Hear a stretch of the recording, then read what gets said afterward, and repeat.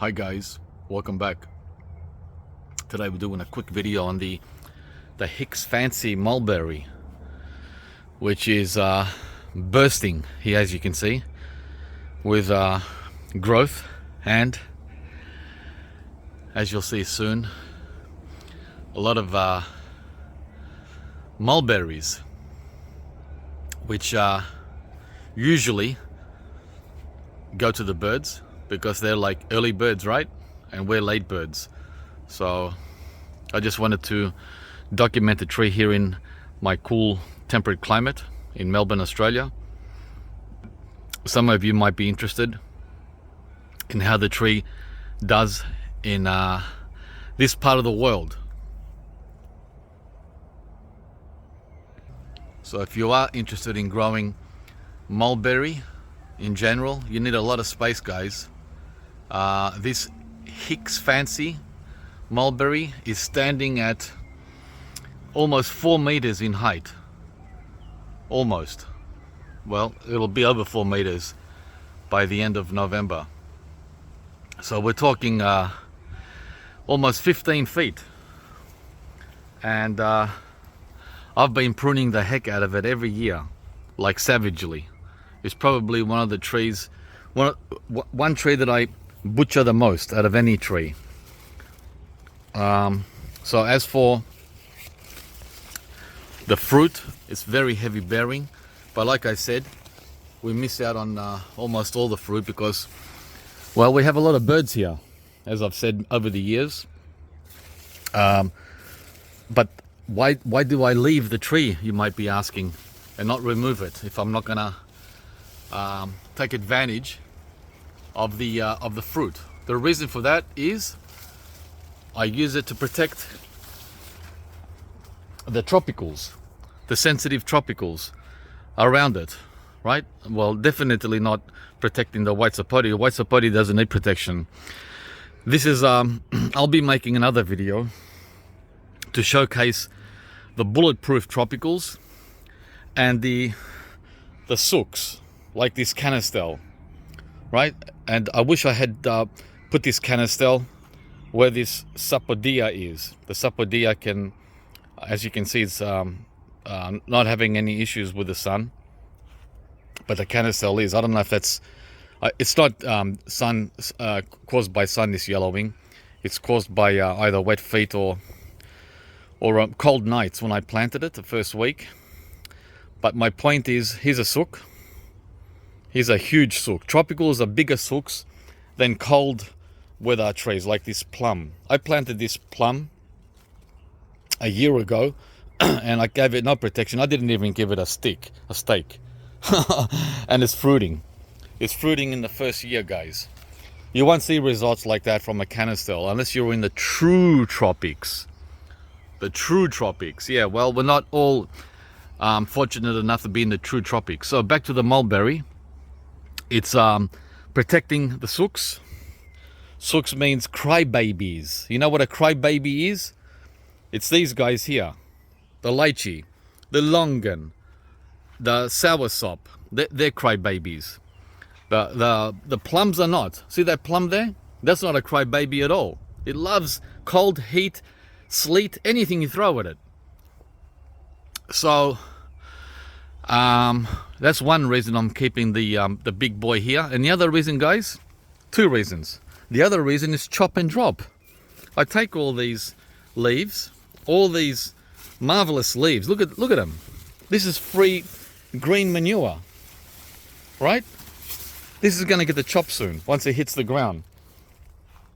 Once these touch the ground, I'm going to chop them off and feed them to my sooks, right? For ground cover. So that's why I have this tree, and sometimes I get lucky. There's a little luck involved with everything, right? And that luck is, yeah, a mulberry here and there. They're never fully ripe though, because like I said, the birds are here first. They're all red. You can't eat them red, they're too sour. As soon as I turn a little black, just a little black, just a little bit. They're here to eat them, right? So, that one was a little sweeter, but guys, I've given up. I've given up for the fruit because I can't compete with the birds. Those were all sour mulberries. Yep, the birds don't care if the mulberries are sour, right?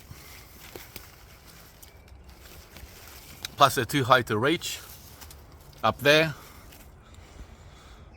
right? I can't reach those. So, and I'm not going to put a net on there, a net 4 meters high.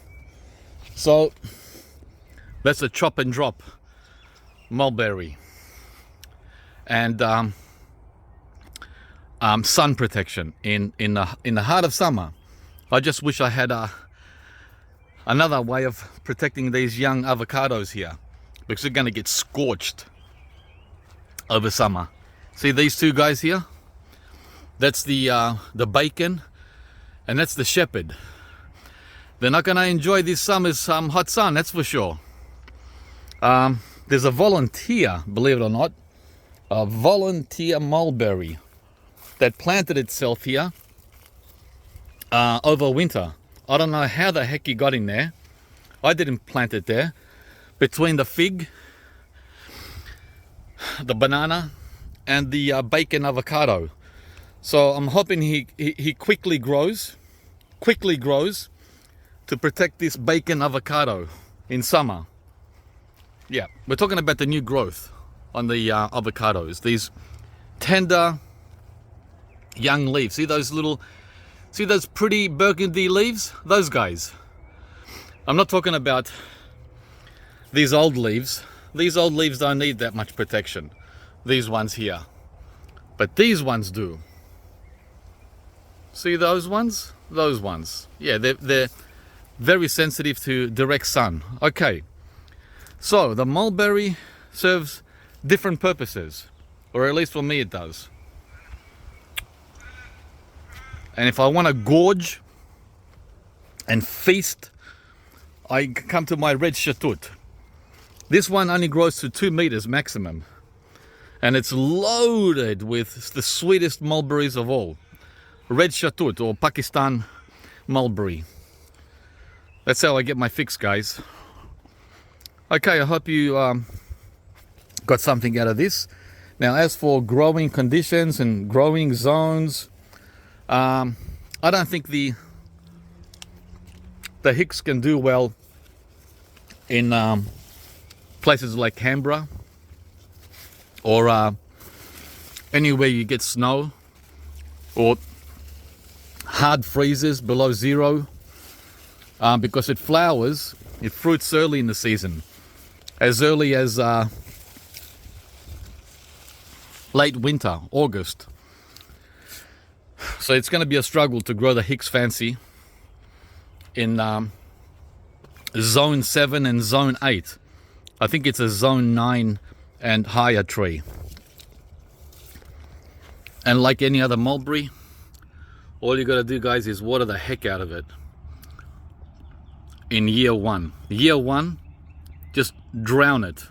Don't worry, it won't get root rot. It's not a sook. This is not a sook tree. And then after the first year, just let it go. No feeding, no watering. They're bulletproof. And if you want to see to believe, I'll show you. Okay, here's the proof that everyone needs to see. This is another mulberry. Look at the size of that trunk that I had to put the chainsaw on. Chainsaw, guys. And this is not the first time I've put the chainsaw on it. I've done it multiple times. It's a beast. Be very careful where you plant mulberry, except maybe the red shatut. The red shatut seems to be a dwarf. Okay, so this is the white shatut, which is sprung back, right? So be very careful where you plant them.